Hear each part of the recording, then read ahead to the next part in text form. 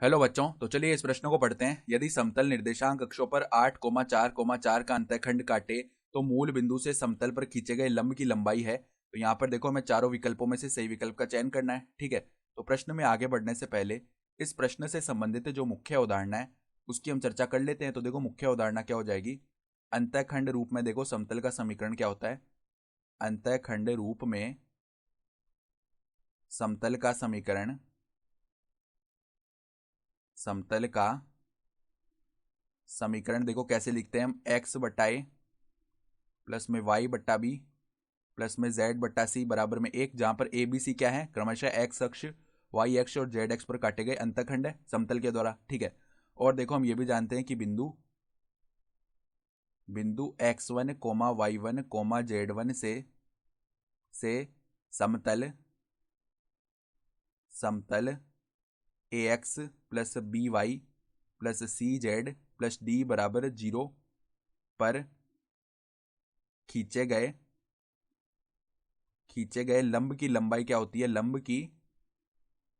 लंब की लंबाई, अगर हम उसे L बोले ना लंबाई को, ठीक है, तो वो किसके बराबर आती है हमारे पास। देखो, मापांक के अंदर क्या आता है, ax1 प्लस में by1 प्लस में cz1 प्लस में d, और बट्टा में क्या आता है, देखो वर्गमूल के अंदर यहाँ पर आता है ए स्क्वायर प्लस में बी स्क्वायर प्लस में सी स्क्वायर। ये होती है लंब की लंबाई। तो अब ध्यान से देखो, हमारे पास क्या है, जो निर्देशांक अक्षों पर अंतःखंड काटे गए हैं वो दिए हुए हैं। यानी ए का मान है हमारा 8, बी का मान है 4 और सी का मान भी 4 है। तो हम समतल का समीकरण तो लिख ही सकते हैं। क्या आ जाएगा, एक्स बट्टा 8 प्लस में वाई बट्टा 4 प्लस में जेड बट्टा में 4 बराबर में 1। ठीक है, ये आ जाएगा।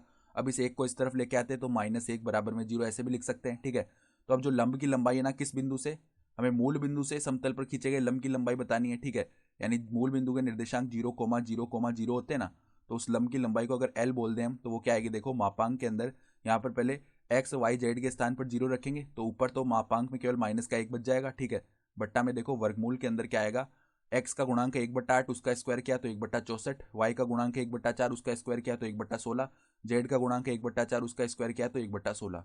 तो ऊपर तो देखो 1 आ गया, फिर बट्टा में देखो यहाँ पे वर्गमूल के अंदर हमने 64 को क्या कर लिया, लैसा ले लिया। ठीक है, तो यहाँ पर 1 बचेगा, फिर 16 चौक 64 होता है तो ऊपर 4 आएगा, प्लस में देखो 4 आ जाएगा।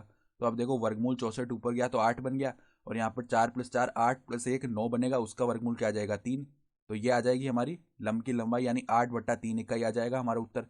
अर्थात विकल्प ए जो है ना वो हमारा सही विकल्प आ रहा है। तो आशा करता हूँ कि आपको ये प्रश्न समझ में आया होगा। धन्यवाद।